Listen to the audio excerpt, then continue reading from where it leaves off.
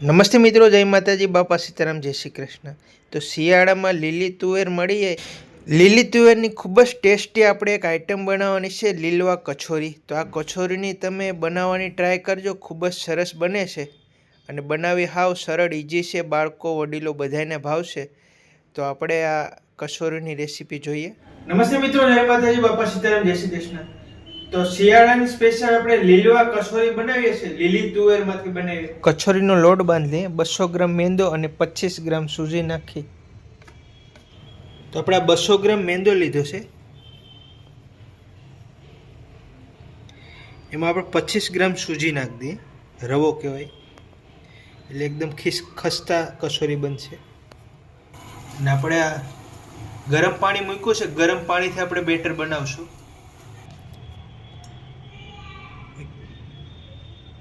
40 ગ્રામ જેવું દેશી ઘી નાખીએ છીએ, એનાથી આપણે મૂણ દઈએ છીએ ઘીનું।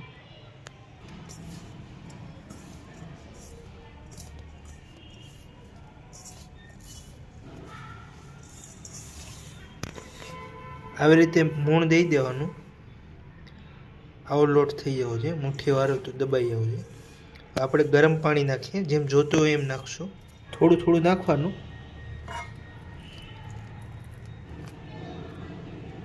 થોડું નાખીએ છીએ પહેલાં,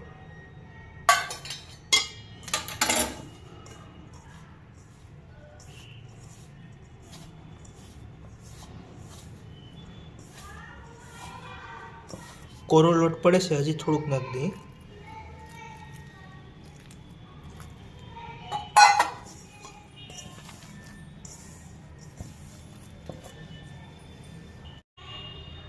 બે ગ્રામ જેવું આપણે નમક નાખીએ છીએ, ચપટી એક અજમા નાખી દઈએ, મિક્સ કરી દઈએ।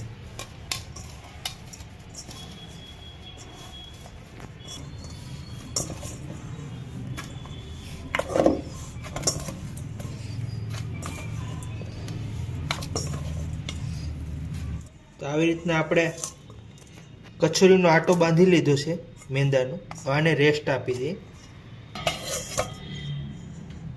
10 મિનિટ ઢાંકીને રેસ્ટ આપી દઈએ, જ્યાં સુધી આપણે કચોરીનો તુવેરનો મસાલો બનાવી નાખીએ। તો આપણે એટલી તુવેર ફોલી છે,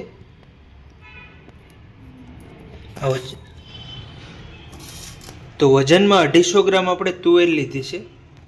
તુવેરને આપણે મિક્સરમાં આખા પાખી પીસી નાખીએ, બે ત્રણ ટુકડા થાય એવી રીતના। આવી રીતે બંધ ચાલુ કરવાનું।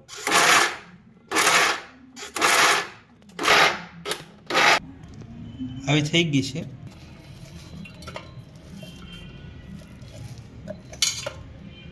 તો આ તીખા મરચાં છે સુરતી, 7-8 મરચાં લીધા છે, અને મોળા મરચાં 2 લીધા છે, 2 ઇંચ આદુ લીધું છે, આ ટુકડા કરી નાખીએ, આને આખા પાખી પેસ્ટ બનાવી નાખશું। ને 20-30 ગ્રામ જેવું લીલું લસણ કટિંગ કરી નાખશું। તો આવી રીતે આખા પાખી આદુ મરચાંની પેસ્ટ કરવાની, આપણે કચોરીનો મસાલો બનાવી નાખીએ। હવે 1 ચમચ તેલ લઈ લઈએ। તો આપણે ધાણા, જીરું, વરિયાળી, તલ, મીઠો લીમડો, તીખા મરીનો ભૂકો, હિંગ નાખીશું વઘારમાં। પહેલાં તેલ ગરમ થઈ ગયું, પહેલાં થોડું જીરું નાખી દઈએ, પછી ધાણા નાખી દઈશું, તલ નાખી દઈશું, મીઠા લીમડાના પાન, વરિયાળી,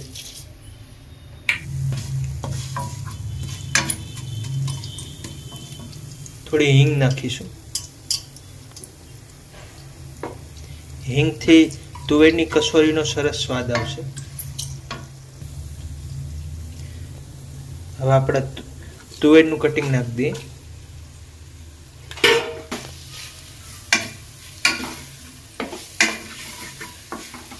તુવેરને આપણે હવે 10 મિનિટ પકાવીશું। લીલું લસણ નાખી દઈએ। આદુ મરચાંની પેસ્ટ, ચપટીક અજવાઈન નાખી દઈએ. અજવાઈનથી તમારે ગમે એવું કચોરી આપણી પસી જાય, પેટ માટે સારું. હવે તે સતત હલાવતા રહેશું.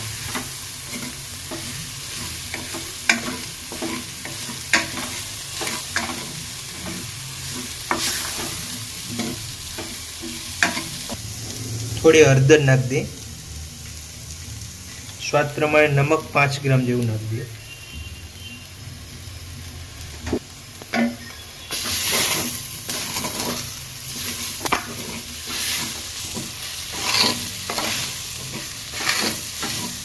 થોડો મસાલાને ચટપટો બનાવવા માટે આપણે 1 ચમચ આમચૂર પાવડર નાખીએ છીએ, કાચી કેરીનો પાવડર. 1 ચમચ ખાંડ નાખીએ છીએ.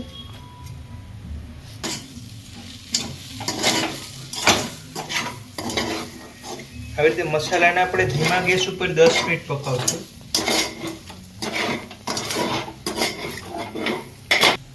7 મિનિટ જેવી થઈ ગયું છે. આપણે તુવેરનો મસાલો પાકી ગયો છે. હવે આપણે મરીનો પાવડર નાખ્યો છે અને લીલા ધાણા નાખી દઈએ.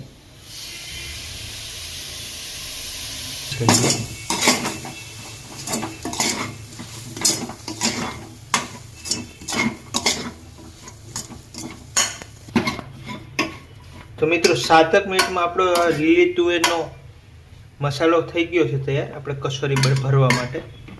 હવે આપણે મેંદાની પૂરી બનાવીને કચોરી ભરી નાખીએ. ખિસમિસ દ્રાક્ષ નાખીએ છીએ, આનાથી કચોરીનો ટેસ્ટ અલગ આવશે. એટલે કાજુના ટુકડા નાખી દઈએ છીએ. ઓપ્શનલમાં છે, નાખવું જ નાખવાનું, નહીં નાખવું જ ન. મસાલો તો આપણો તૈયાર જ થઈ ગયો છે. આપણે લીલવા કચોરીનો મસાલો તૈયાર થઈ ગયો છે. હવે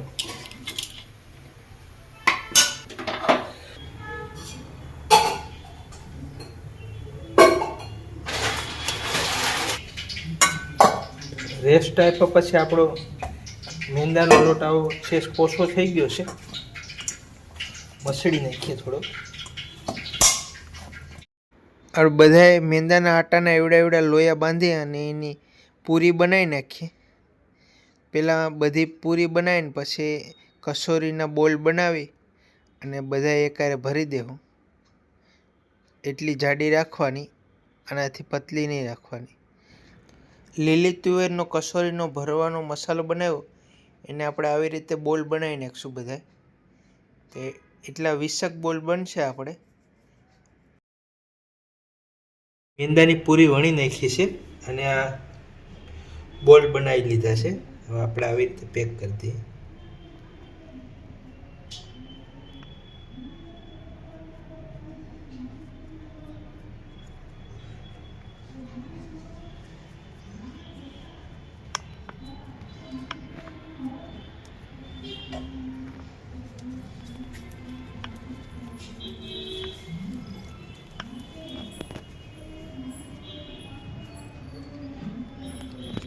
આવી રીતે બરાબર પેક કરી દેવાનું, ક્યાંથી તૂટેલું ના રહેવું જોઈએ કચોરીનું પડ. લીધે તુવેરનો બોલ થોડો આપણે કોર ઉપર પાણી લગાડી દઈએ.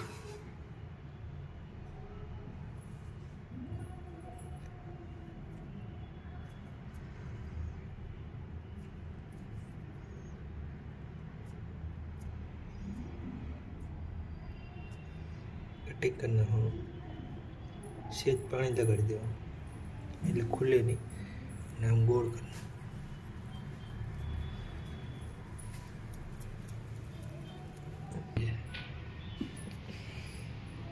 મિત્રો આપણે આવી રીતે બધી કચોરી ભરી દીધી છે તુવેરની અને આને 5 મિનિટ રેસ્ટ આપ્યો હતો. પછી આપણે તળી નાખીએ છીએ.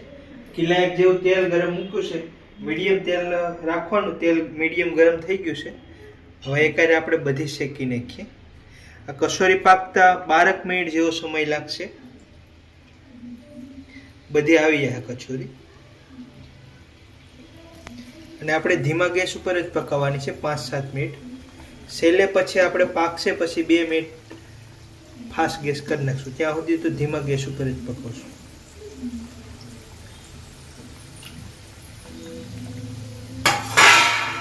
1 મિનિટ આપણે આમને આમ પકાવશું, પછી ફેરવશું. એક મિનિટ જેવું થઈ ગયું છે અને આપણે વેલણથી ધીમે ધીમે ફેરવી નાખીએ.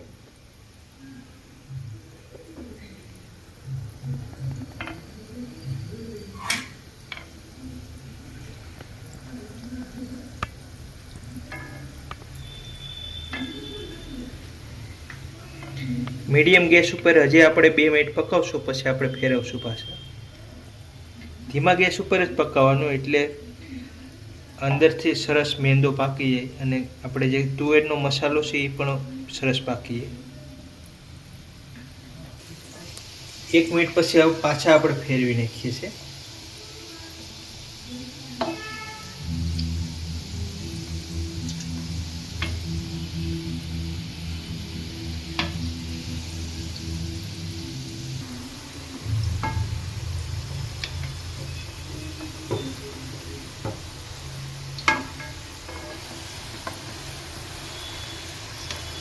આપણે કસોરી પાકીને 7-8 મિનિટ જેવું થઈ ગયું છે. સેજ આપણે ગેસ ફાસ્ટ કરી દીધો છે અને આપણે ફૂલ ગોલ્ડન બ્રાઉન થાય ત્યાં સુધી પકવશું. કેટલી મિનિટ થાય હું તમને બતાવીશ, કહીશ પછી છેલ્લે. તો મિત્રો, કસોરી પાકીને 12 મિનિટ જેવો સમય થઈ ગયો છે અને સરસ ગોલ્ડન બ્રાઉન થઈ ગઈ છે. જો આપણે બતાવું તમને, સરસ થઈ ગઈ છે, પાકી ગઈ છે. હવે કાઢી લઈએ આપણે.